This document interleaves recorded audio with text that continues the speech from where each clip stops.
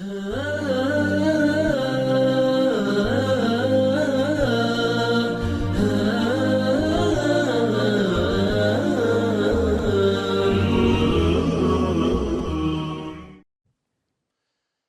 الحمد لله نحمده ونستعينه ونستهديه ونستغفره ونعوذ بالله من شرور أنفسنا وسيئات أعمالنا من يهد الله فلا مضل له ومن يضلل فلا هادي له أشهد أن لا إله إلا الله وحده لا شريك له وأشهد أن محمدا عبده ورسوله يا أيها الذين آمنوا اتقوا الله حق تقاته ولا تموتن إلا وأنتم مسلمون يا أيها الناس اتقوا ربكم الذي خلقكم من نفس واحدة وخلق منها زوجها وبث منهما رجالا كثيرا ونساء واتقوا الله الذي تساءلون به والأرحام إن الله كان عليكم رقيبا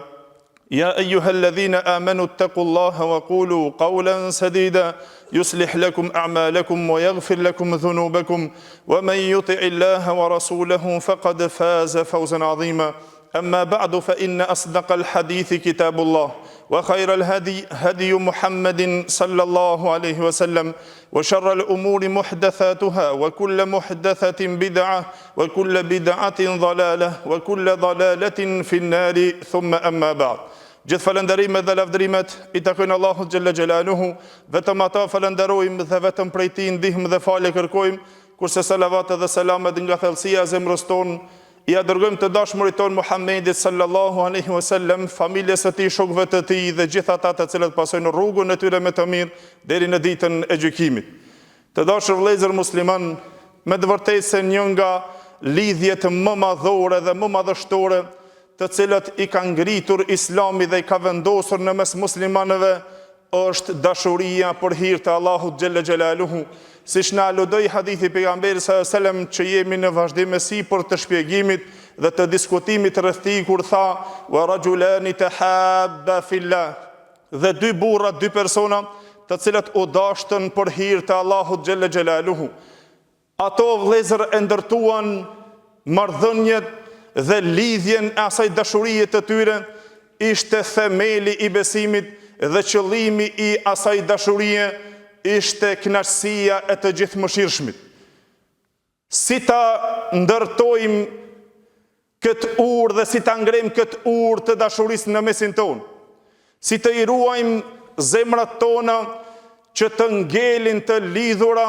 dhe mos të I copton dhe të I ndan ato ndonjë përçarje, ndonjë ftohje dhe largësi. Na jep përgjigjen të kësaj pyetje o vëllezër, hadithi pejgamberit sallallahu alaihi wasallam I shkurtër dhe gjithëpërfshirës me 3 pika kryesore të cilët na mbajnë themelin e dashurisë tonë mes nesh dhe vëllavit tonë musliman. Hadithin të cilën e transmeton Tabaraniu, si dhe Imam Buhariu në librin e tij Tarikhul Kebir, gjithashtu dhe Hakimi nga Uthman ibn Talha radiallahu anhu, I cili tha se pejgamberi sallallahu alaihi wasallam ka thonë: "Thalathun yusaffina laka wudd akhik." 3 gjëra janë të cilët ta pastrojnë dhe ta sinqerojnë dashurinë tënde dhe dashurinë e vëllavit tënd në mes teje dhe atij. Dhe pastaj tha pejgamberi sallam, e para tusallim alayhi idha laqitahu, të I japish selam kur ti ta takojsh atë, wa tuwassi'u lahu fil majlis, të I bësh vend atij në mexhlis, në tubim, kur të jetë apo kur të vjen ai. E treta tha wa tad'uhu bi ahabbi asma'ihi ilayh, dhe ta thirrish me emrat më të dashur që ai e don që ta thirrish atë. O vëllezër, në këtë hadith padyshim se ka ndryshuar mendimet e dietarëve në saktësinë e këtij hadithi. Disa prej tyre shkuan në atë se është fjala e Umar ibn Khattabit radhiyallahu anhu, mirë po kuptimi I qartë dhe I saktë I vërtet me kuptim të madh, me të cilën neve na tregon që e forcon dhe e ngren një lidhje të dashurisë dhe miqësisë në mes nesh dhe muslimanëve, e mban lidhjen mes njërit dhe mes vëllavit musliman dhe atë miqësinë dhe dashurinë me të cilën duhet ndërtuar ato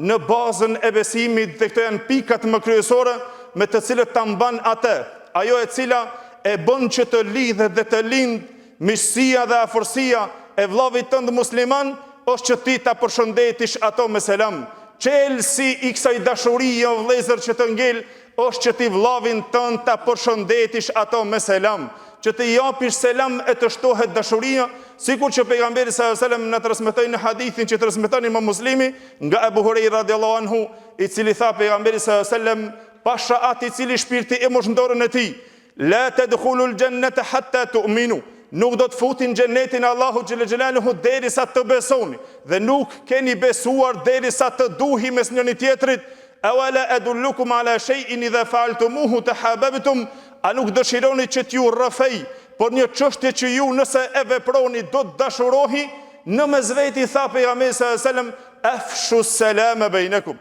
përhapni selamin në mesin e juaj. Jepi selam atij që e njeh dhe atij që s'e njeh. Dëshiron që të rritet edhe të zhvillohet dhe të lind afërsi dhe dashuri mes vllavit të musliman, përhape selamin sa më shumë dhe jepi selam sa më shumë.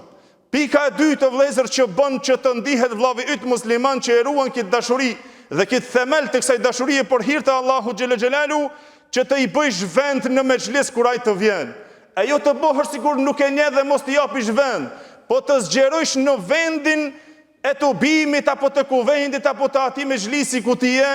Kjo me të vërtetë se lind te ai e bën një ndjenjë të vllavit tënd se ai ka vlerë dhe se ai është një njeri i rëndësishëm te ti. Dhe këto na e porositi Allahu xhel xhelaluhu, na jep këtë edukat dhe këtë mirësjellje kur tha në Kur'an për ata të cilët kanë besuar, ja eyyuhalladhina amanu idha qila lakum tafassahu fil majalisi fafsahu yafsahillahu lakum. Ta Allahu xhel xhelaluhu, jo që keni besuar, kur t'ju thuhet juve zgjeronja vendin mexhlis për dikan, atëherë mundohi që të i bëni zgjerim dhe të i bëni vend atij i cili vjen në mexhlis,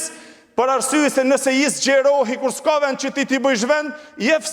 yafsahillahu lakum, Allahu t'ju bën vend dhe t'ju zgjeron vend juve në xhenetet e tij. Pra gjithë kjo është o vëllezër që neve na bën që na ta ndërtojmë një lidhje e cila quhet lidhje e dashurisë për hir të Allahu xhel xhelalu me vllavin tënd musliman. Ibn Abbas radhiyallahu anhu tha, janë 4 persona me të cilët unë nuk di si të i shpërblej ata, apo ndoshta nuk kam mundësi që të i shpërblej ashtu sikur që meritojnë ata. Tha, i pari është ai i cili më fillon me selam. Fillon ai i pari që të më jep selam, tha s'di si ta shpërblej ashtu sikur që duhet. Tha, i dyti është ai i cili më bën vend mu në atë mexhlis, në atë vend ku nuk ka vend, ai më gjen një vend dhe më hap mu vend. Tha, i treti është ai person i cili i plunos këmbët e tij për të më kryer mu nevojat e mia. Vjen në ndihmë në nevojat mia, në kryerjen e nevojave të mia. Dhe i katri tha, nuk di dikush që mund tash problem përpos Allahut xhel xhelalu. Tha, është ai njeri i cili i bjen një dert atij, e ka një hall, është një hallaxhi dhe gjithë natën mendon se ku ta çon atë dert apo ku ta çon atë dert. Tha, dhe në fund të më gjen mu dhe vjen te une dhe më ka zgjedhur mu. Tha, kët nuk di kush që mund tash problem. Tha, dikush tjetër jashtë Allahut xhel xhelaluhu. Por këta janë 2 pika të vëllezër me të cilët lutim Allahun xhel xhelaluhu që të i bën nga mesi jon që na të i shfrytëzojmë e tamojmë këtë lidhje të dashurisë për hir të Allahut xhel xhelaluhu. Wa qulu qawli hadha astaghfirullah li wa lakum. Alhamdulillahil aliyyil a'la wassalatu wassalamu ala an-nabiyil mustafa sallallahu alaihi wa ala alihi wa sahbihi wa man sara ala nahjihi wa qatafa wa ba'd. Të nderuar vëllezër, pika e tretë me të cilën e mban dhe e vendos themelin e dashurisë për hir të Allahut xhel xhelaluhu në mes teje dhe vllavit tënd musliman, është gjithashtu thirrja me emrin më të bukur që ai e dëshiron, me nofkën apo me llagabin me të cilën ai e dëshiron. Mos të jetë thirrja me emrat dhe me nofkat më të këqija, me ofenduese, për shkak se Allahu xhel xhelaluhu në Kur'an ka ndaluar që na të ofendomi me nofka të cilët janë shumë fyese dhe ofenduese. Në suratul Hujurat, Allahu xhel xhelaluhu tha, "Wa la tanabazu bil alqab", mos ofendoni Mos u ofendoni me nofka të cilët janë ofenduese dhe të cilët janë nënçmuese, por të jesh nga ata të cilët, sikur që pejgamberi sallallahu alajhi wasallam ishte moral i tij që ai të i thirr shokët e tij me emrat më të bukur dhe me nofkat më të bukura të cilët ato i donin. I thirrte pejgamberi sallallahu alajhi wasallam shokët e tij me emrin më të mirë dhe më të bukur. Ju drejtohej me ato nofkat më të mira, derisa e thirrte o Ebu Fulan, o baba i filonit. Edhe ndoshta pse ndodhte ndonjëherë që ta thirrte dikan, edhe nëse ishte fëmijë, e thirrte me nofkën më të mirë që e meriton për shkak të jep ndjenjë të ndershmërisë dhe vlerës së tij që ka, e jo të ndihet ai i nënçmuar. Sikur që Imam Buhari dhe Muslimi e transmeton nga Anas ibn Malik radhiyallahu anhu që pejgamberi sallallahu alajhi wasallam tha një herë kur shkoi te shtëpia e Anas ibn Malikit radhiyallahu anhu, tha e kisha një vëlla të vogël i cili luante me një zog të vogël, por pejgamberi sallallahu alajhi wasallam një herë kur shkoi te shtëpia e Anas ibn Malikit, tha ky zogu i vogël i kishte ngordhur, dhe kur e pa të pikëlluar pejgamberi sallallahu alajhi wasallam tha çka ka? Tash ky si është i pikëlluar, thanoi dërguari i Allahut, i ka cofur, i ka ngordhur, zogu i vogël gati. E pejgamberi sallallahu alajhi wasallam në shenjë të respektit ju drejtua vllavit të Anas ibn Malikit radhiyallahu anhu, duke i thonë me nofkën më të bukur dhe më të mirë, duke i thonë ja Aba Umair, ma fa'ala an-Nughayr, o Aba Umair. Ky fëmijë po e thirri o Aba Umair, o baba i një djalit sikur me e pas baba i Umairit, e çka bëri zog kthi i vogël, duke shprehur atë që pejgamberi Allahut t'i jepat ndjenjën sikur me qenë burr, ky njeri me ato thirrjet më të bukura dhe më të mira. E padyshim se këto janë ato pikat me të cilët o vëllezër ne si musliman duhet që të i kemi në mesin ton, për të mbajtur dhe për të ngritur urën e dashurisë në mes veti dhe të mbajmë lidhjen e zemrave tona në mes veti, që të përshëndesim vllavin ton me selam, e të i bëjmë vend në mezhlis kur të takohemi, e ta thirrim me emrat më të bukur. Lutim Allahun xhelel xhelaluhu që Allahu të bashkon zemrat tona, e të mban lidhjen tonë dhe dashurinë tonë në mesin tonë, dhe të i bashkon zemrat tona. Wa qulu qawli hadha astaghfirullaha li wa lakum wa aqimus salat.